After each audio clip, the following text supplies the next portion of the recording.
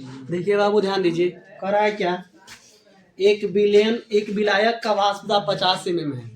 एक विलायक का वाष्प दाब 50 mm है, जबकि विलय का मोल प्रभाज 0.1 है। तो विलयन का वाष्प दाब ज्ञात करें। क्या ज्ञात करना है, फिर से समझिए। एक विलायक का वाष्प दाब 50 mm है। एक विलायक है जिसका वाष्प दाब 50 mm है, जबकि विलय का मोल प्रभाज 0.1 है।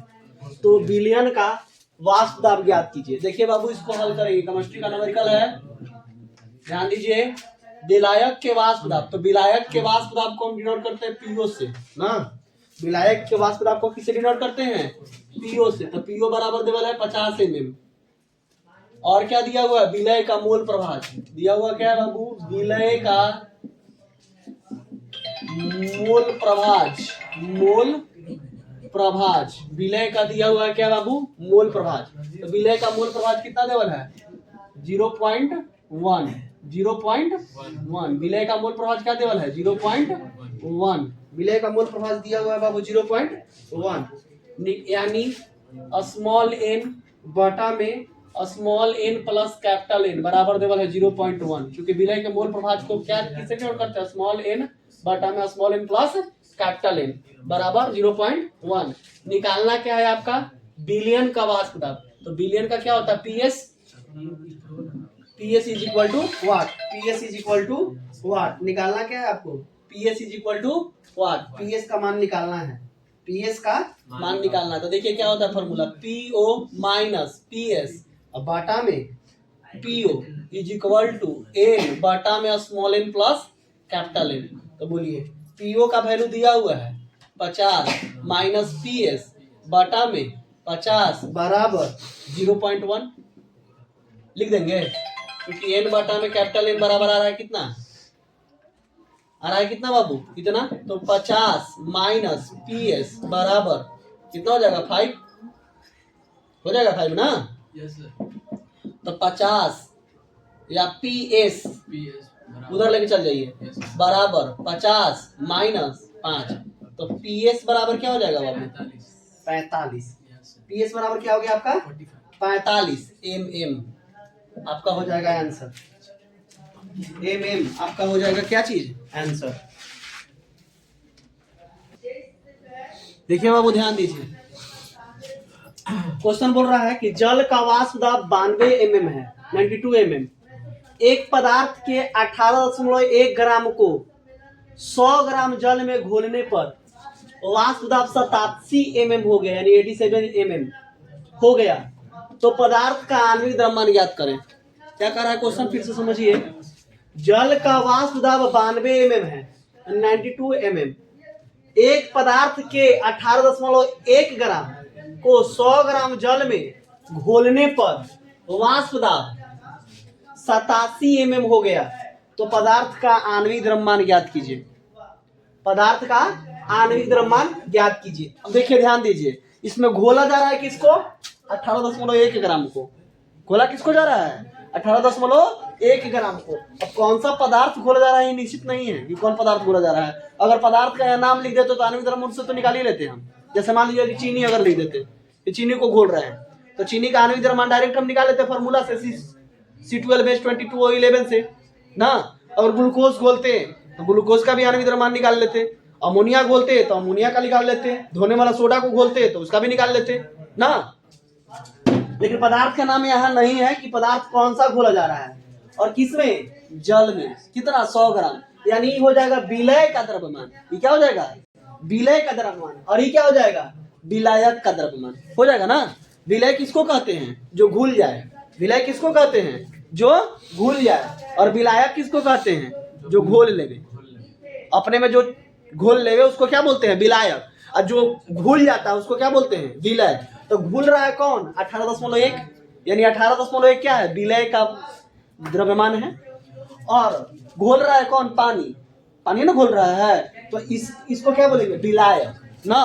तो बताइए, बताए थे आप लोग को कि विलय को किस चीज से डिनोट करते हैं? बोलिए। विलय को क्या चीज से? स्मॉल w से ना।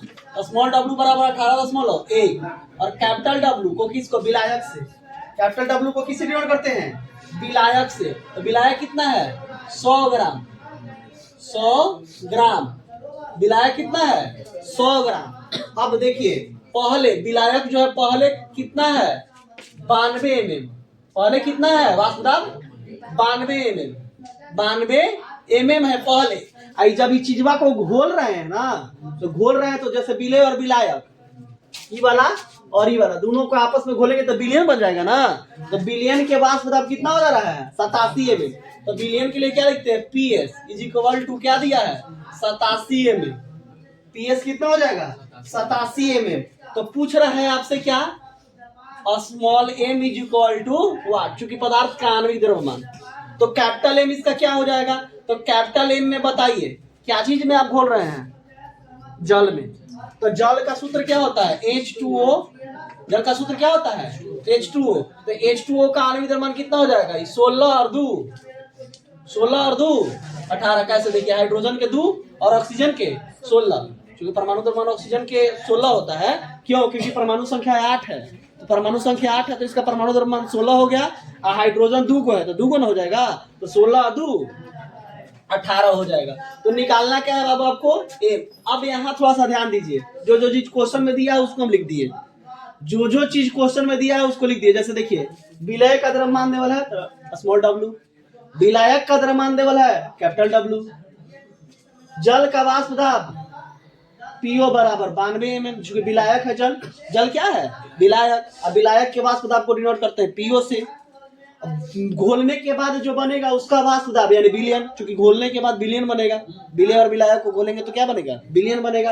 तो बिलियन के वाष्प दाब को PS से डिनोट करते हैं। तो PS बराबर देवल 87 mm। कह रहा है क्या? तो पदार्थ का आणविक द्रव्यमान ज्ञात कीजिए। Small m is equal to what? तो कैपिटल M का वैल्यू क्या हो जाएगा? क्योंकि जल में आप घोल रहे हैं। किसमें घोल रहे हैं? जल में घोल रहे हैं। तो जल H2O होता है, इसका सूत्र H2O का क्या हो जाएगा आणविक द्रव्यमान? 18। क्यों? क्योंकि ऑक्सीजन का 16 और हाइड्रोजन के 2। एक होता है लेकिन ये हाइड्रोजन के 2 अणु है तो 2 को हो गया इसका परमाणु द्रव्यमान। 16 को इसका हो गया तो क्या हो जाएगा बोलिए? 18 को हो जाएगा आणविक द्रव्यमान इसका। यानी कैपिटल M बराबर क्या हो गया? 18। अब आपको दिमाग दौड़ाना है, जो बताए हैं उसमें कि स्मॉल m निकालना है, हम कौन सा फॉर्मूला अप्लाई करेंगे? क्या क्या चीज देवल है? PO देवल है, PS देवल है, स्मॉल w देवल है, कैपिटल W देवल है, स्मॉल m देवल निकालना है और कैपिटल M भी दिया हुआ है। तो देखिए वो फॉर्मूला आप लोग को लिखवाए होंगे कि PO माइनस PS बटा में PO बराबर स्मॉल w कैपिटल M बटा में स्मॉल m कैपिटल W है। बोलिए। तो बाबू ध्यान दीजिए, अब रखिए मान यहाँ पे PO का वैल्यू कितना है? 92। PS का मान कितना है? 87। PO का मान 92।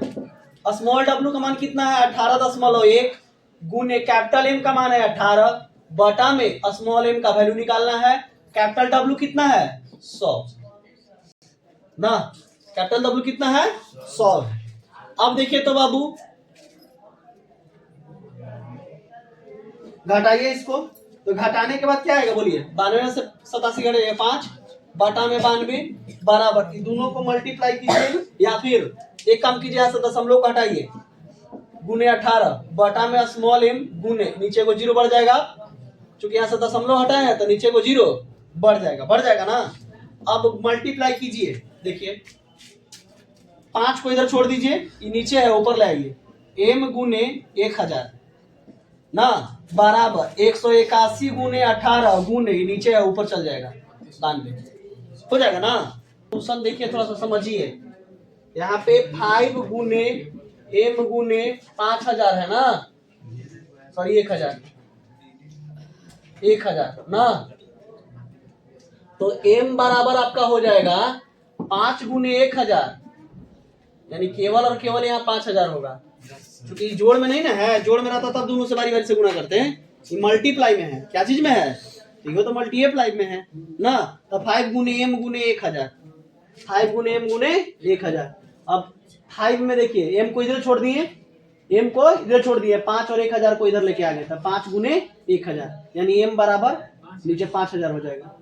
ठीक है, ये देखना।